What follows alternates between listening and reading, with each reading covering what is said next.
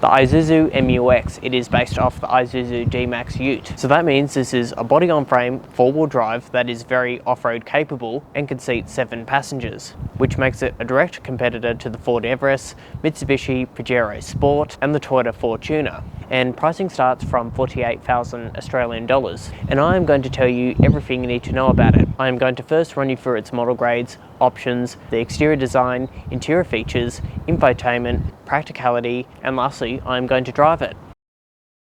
So let's start this video talking about a brief overview about the MU-X. It is available in 3 different model grades, and all variants come with 7 seats and an ultra reliable 3-litre turbo diesel engine with 2 drivetrains, 4x2 and 4x4. And lastly, for the options, there are 8 colours to choose from. All but white will set you back $650. And lastly, before we start the tour, a big thank you to my channel sponsor, driver.com.au.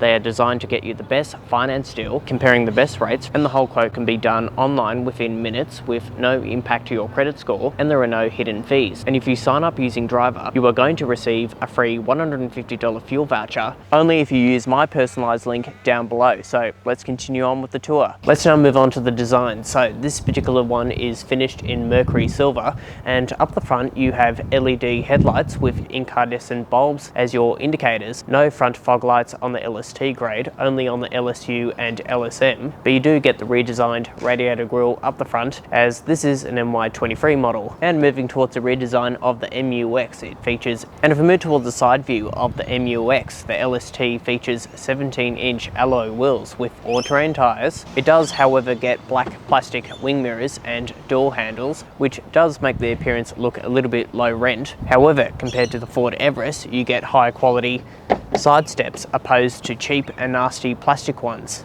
And moving towards the redesign of the MU-X, it features LED rear combination lights with incandescent bulbs as your indicators. You've also got a tow bar down the bottom, as the MU-X has a 3.5 tonne towing capacity. And lastly, let me know your feedback of the overall design of the MU-X, as styling is subjective. But for now, I'm going to move on to the interior. Okay, before you climb inside the MU-X, you don't get keyless entry. However, you still get a remote key and push button start. And once you're inside, the overall cabin design, very similar to the Isuzu D-Max on which this is based on. It does feel fairly basic. You don't get a leather wrapped steering wheel, just a plastic one and a plastic gear knob, cloth trim, and a smaller infotainment. However, in the higher spec grades, you do get leather trim, electric seats, a bigger screen, so if you do upgrade, it will feel a little bit more luxurious. And in terms of materials, it gets a bit durable on top of the doors and around the glove box, but on the top of the dashboard, that is soft to the touch, and along the center as well, and the center armrest. And these cloth seats offer plenty of manual adjustment, so it's easy to get comfortable behind the wheel,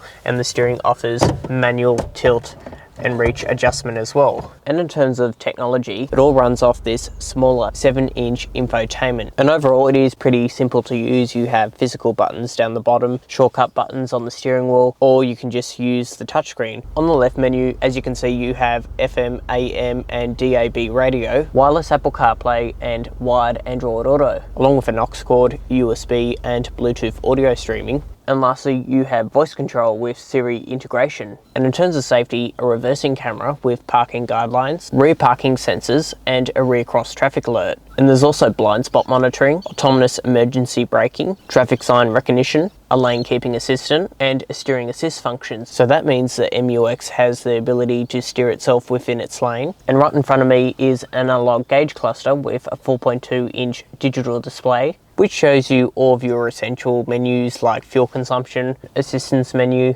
your 4-wheel drive settings, and your media functions. And moving on to the off-road features, you have a terrain command dial down in the center, switching it from 2-wheel drive, 4-wheel drive, and 4-wheel drive low range. And you've also got a rough road mode, hill descent control, and a rear diff lock. And lastly, moving on to practicality, so the doors themselves fit a litre of water, and the pockets are quite large as well. And next you have a split glove box setup. Again, pretty decent storage. Up the top here, a sunglasses holder, and on either side, 2 storage slots that turn into cup holders. And down in the center, there is a 12-volt socket, 2 USB-A charging ports, and a spot down here for a mobile phone, 2 additional cup holders in the center, and decent center storage that goes down pretty deep, along with some grab handles on the A-pillars. Now, moving on to the back seats inside the MU-X, I am a full-size adult, and as you can see, I've got this front seat set in my driving position, and I've got good knee room, toe room, and really good headroom.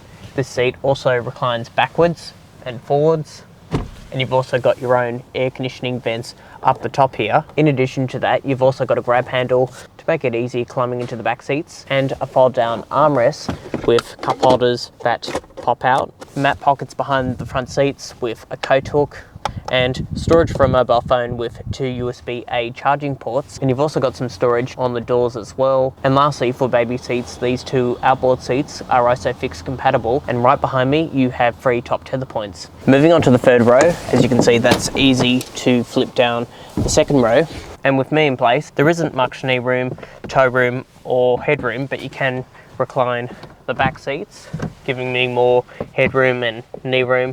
So for an adult like me, it is only suitable for short journeys. However, for kids and teenagers, they'll be fine at the back here. You've also got some cup holders, storage slots, and air conditioning vents up the top here, so it is a pretty good setup. Let's now move on to the boot space. So the LST receives a manual tailgate, and once that's open, it reveals 311 litres of boot space. And as you can see, it is a nice wide opening, pretty good for a 7-seater SUV. You've also got additional tie-down hooks, a little light here, and a 12-volt socket. And you've also got underfloor storage as well. And of course, if you require additional space, you can just pull these down, dropping the third row, and the official dimensions are on your screen. And lastly, if you go over to the rear doors, drop the second row, that of course expands the space even more. So this is what that looks like, and key dimensions are on the screen now. So with the practicality out of the way, let's now move on to the powertrain.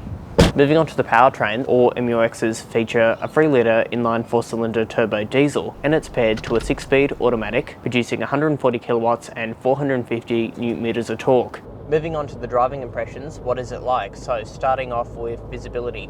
Good vision out the front, decent wing mirrors, and a good rear window. So that's pretty good. So what about the driving impressions? Being based on a ladder frame chassis, look, you're going to feel some bumps, and it does roll around in the corners a little bit, but if you're comparing it with vehicles in its segment, in terms of comfort, the MU-X is way better than a Toyota Fortuner and a Mitsubishi Pajero Sport, and the MU-X is much more up to date within its technology.